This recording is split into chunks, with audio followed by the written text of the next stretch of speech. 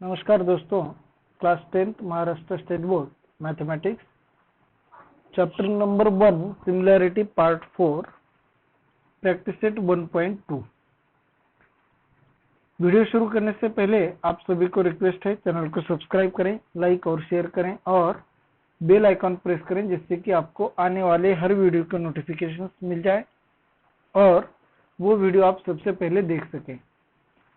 Class 7 से लेकर class 10 तक के मैथमेटिक्स के स्टेट बोर्ड के सभी वीडियो मैंने अपलोड किए हैं, तो उनको देखने के लिए आपको सर्च करना है मेरा नाम, जैसे कि महेश ओलांडे, और अपने क्लास का नाम, जैसे कि अगर 10th क्लास हो तो महेश ओलांडे क्लास 10th, तो आपको अपने क्लास के सभी वीडियो मिल जाएंगे। और हमारा व्हाट्सएप का अगर ग्रुप ज्वाइन करना है तो नीचे डिस्क्रिप्शन में मेरा व्हाट्सएप नंबर दिया गया है, तो उस पर आप हाय सेंड करें तो आपको पूरी जानकारी वहां से मिल जाएगी। तो चलिए हम शुरू करते हैं। Basic proportionality theorem. अब देखिए बेसिक प्रोपोर्शनलिटी थ्योरम क्या है। सबसे पहले है थ्योरम का statement. If a line parallel to a side of a triangle and intersect the remaining sides in two distinct points, then the line divides the sides in the same proportion। तो पहले हम इस statement को यहाँ पे समझेंगे, फिर उसके बाद जो प्रूफ है वो हम लिखेंगे। किसी भी ट्रायंगल में अगर एक साइड को पैरेलल एक लाइन हम ड्रॉ करें और वो पैरेलल लाइन रिमेनिंग दो साइड्स, जो साइड्स रह गई हैं, उनको दो अलग अलग पॉइंट में अगर इंटरसेक्ट करें तो ये जो लाइन है इन दो लाइंस को सेम प्रोपोर्शन में डिवाइड करेगी। सेम प्रोपोर्शन मतलब जब दो रेशियोज इक्वल होते हैं तब उसे हम प्रोपोर्शन कहते हैं। अब यहाँ पे रेशियो क्या होगा, देखिए एपी लाइन सेगमेंट का रेशियो पीबी के साथ, मतलब एपी अपॉन पीबी, ये रेशियो इक्वल होगा ए क्यू अपॉन क्यू सी के साथ, मतलब ए क्यू का रेशो क्यू सी के साथ। तो ये रेशो जो है यही है बेसिक प्रोपोर्शनलिटी थ्योरम। तो इसे हमें प्रूव करना होता है। अब कोई भी जो थ्योरम है वो प्रूव करने के लिए सबसे पहले लिखना होता है गिवन, उसके बाद टू प्रूव, फिर अगर कोई कंस्ट्रक्शन है तो कंस्ट्रक्शन, और उसके बाद में प्रूफ लिखना होता है। तो अब देखिए ये जो प्रूफ और इसका जो स्टेटमेंट या तरीका रहता है प्रूव करने का, वो हर थ्योरम के लिए वही रहता है, चेंज नहीं होता। उसके जो बेसिक पॉइंट्स होते हैं वो सभी सेम ही होते हैं, उन्हें चेंज हमें नहीं करना होता है। तो यहाँ पे गिवन क्या होता है, देखिए किसी भी थ्योरम में इफ के बाद देन तक जो पार्ट दिया गया होता है, इफ के बाद और देन से पहले जो भी पार्ट दिया गया होता है वो गिवन होता है, और देन के बाद जो पार्ट दिया गया हो वो हमें प्रूव करना होता है, टू प्रूव होता है। अब गिवन क्या है यहाँ पे देखिए, if a line parallel to side of a triangle and intersect the remaining sides in two distinct points, मतलब एक लाइन यल जो कि ट्रायंगल के एक साइड को पैरेलल है, तो हम यहाँ पे हमें लिखना है इन ट्रायंगल एबीसी, ट्रायंगल एबीसी में लाइन यल जो है वो पैरेलल है, वो साइड बीसी को पैरेलल है, विच इंटरसेक्ट, अब ये लाइन क्या करेगी, इंटरसेक्ट करेगी, which intersect sides A B and A C, A B और ए सी इन दोनों साइड्स को एट टू डिस्टिंक्ट पॉइंट्स। अब जो दो अलग अलग पॉइंट्स हैं वो है point P and Q.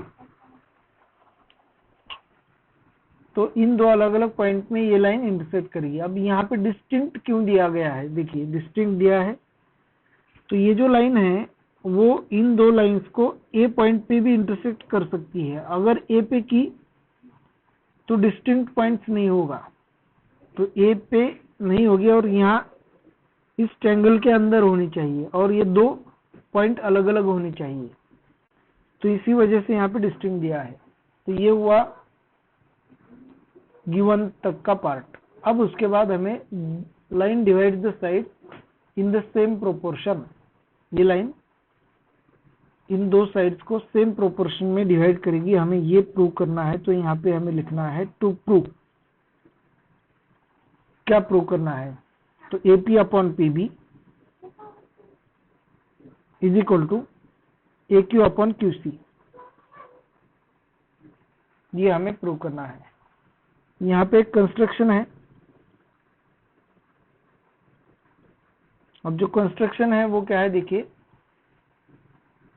B point को Q से ज्वाइन करना है और P पॉइंट को C से ज्वाइन करना है। तो हम यहाँ पे लिखेंगे join PC and BQ, PC और BQ को हमें ज्वाइन करना है। फिर उसके बाद हमें लिखना है प्रूफ। अब देखिए प्रूफ में क्या क्या आएगा, तो पहले हम यहाँ पे समझेंगे कि प्रूफ कैसे होगा, फिर उसके बाद जो प्रूफ है वो हम यहाँ से लिखेंगे।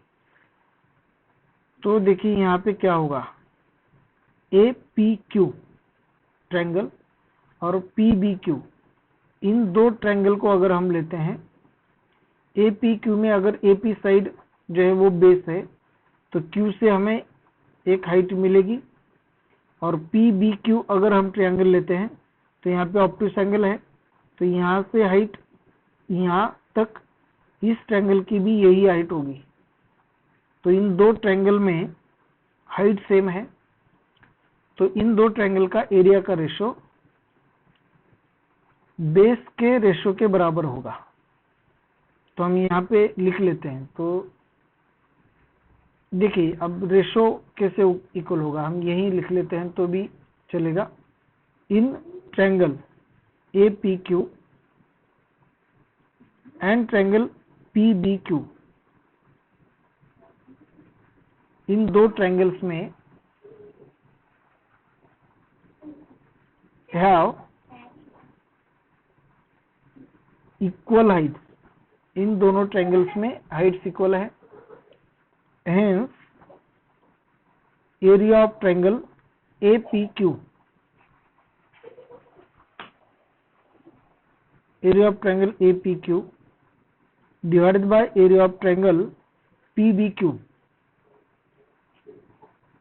दोनों ट्रायंगल की हाइट इक्वल है, तो एरिया का रेशो करस्पॉन्डिंग बेस के रेशो के बराबर होगा, मतलब AP अपॉन PB को इक्वल होगा।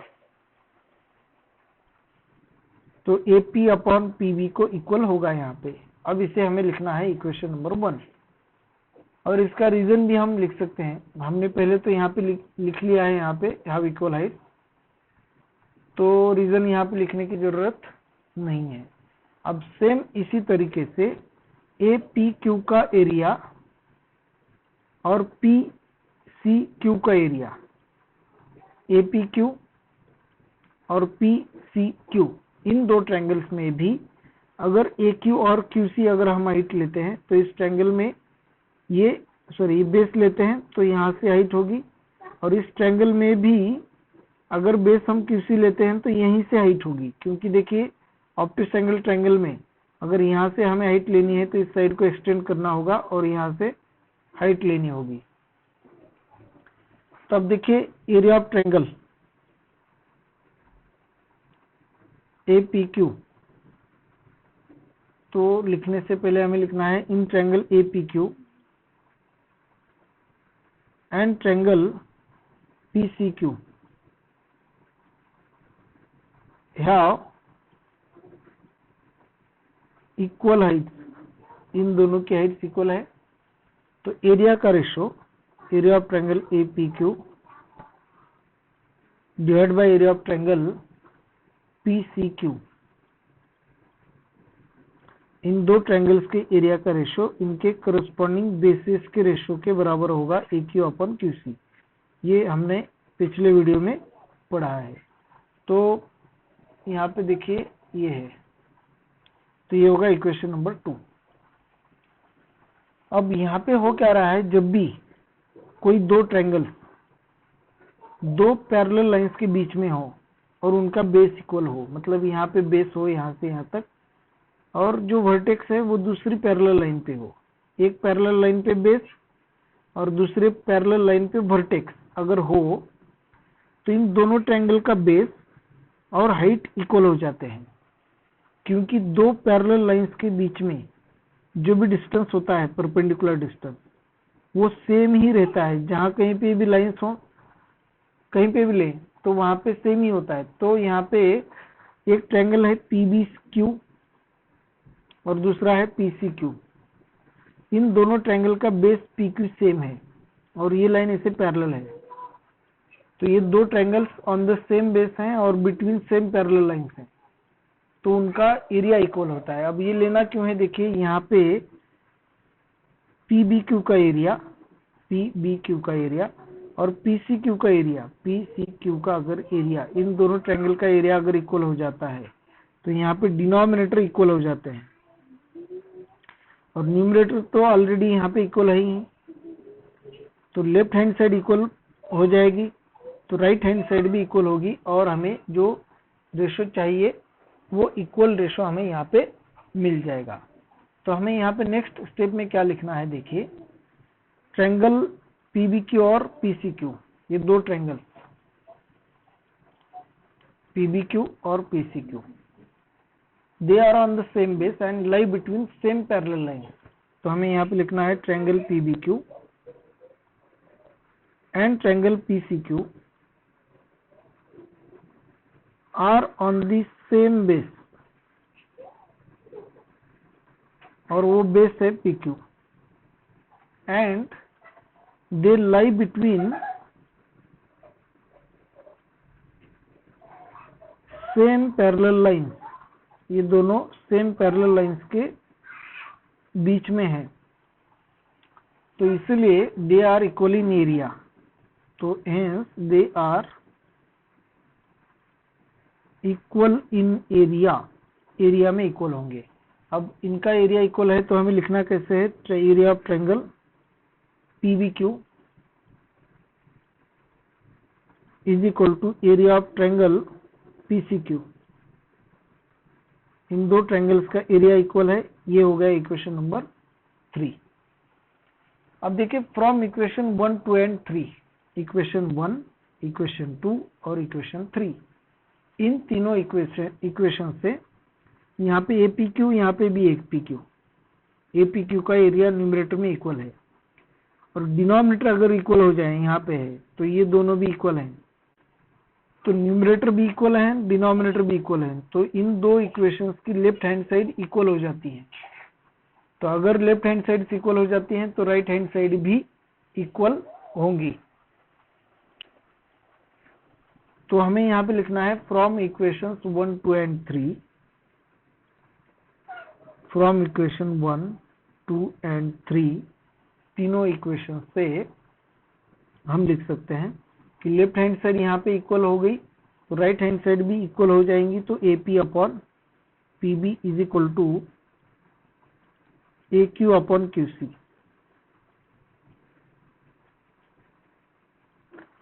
तो यही जो हमें प्रूव करना था स्टेटमेंट यहाँ पे प्रूव हो चुका है, तो हमें यहाँ पे लिखना है हेंस द प्रूफ।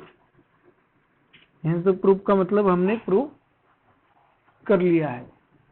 तो ये जो थ्योरम है वो theorem as it is exam में लिखना होता है।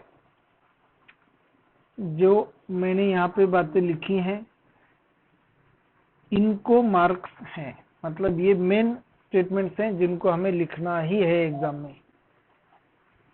तो आज का जो पार्ट है वो यहीं पे समाप्त होता है। और एक बात मैंने कही थी कि व्हाट्सएप ग्रुप के बारे में, क्योंकि व्हाट्सएप ग्रुप में कुछ अलग डेटा आपको मिलेगा और मैथ्स के बारे में कुछ आपके लेवल के हिसाब से, आप जिस भी क्लास में हैं आपके क्लास का एक ग्रुप होगा और वो ग्रुप होगा पेड ग्रुप मेंबरशिप, और बहुत ही कम फीस में पेड ग्रुप मेंबरशिप है। ये पूरे साल के लिए रहेगी और पूरे साल के लिए फीस अलग रहेगी, और मंथली फीस मैं सोच रहा हूँ कि मंथली ना ही करूँ, तो पूरे साल के लिए आपको 1 साल के लिए सर्विस मिलेगी और उसमें आप डाउट भी पूछ सकते हैं और कुछ नया वहाँ पे आप सीखेंगे और उसके लिंक्स जो हैं वो आपको ग्रुप पे ही मिलेंगे। वो लिंक्स किसी और को नहीं मिलेंगे, अलग से आपको वहाँ पे पढ़ाई होगी और थोड़ी एक्स्ट्रा होगी।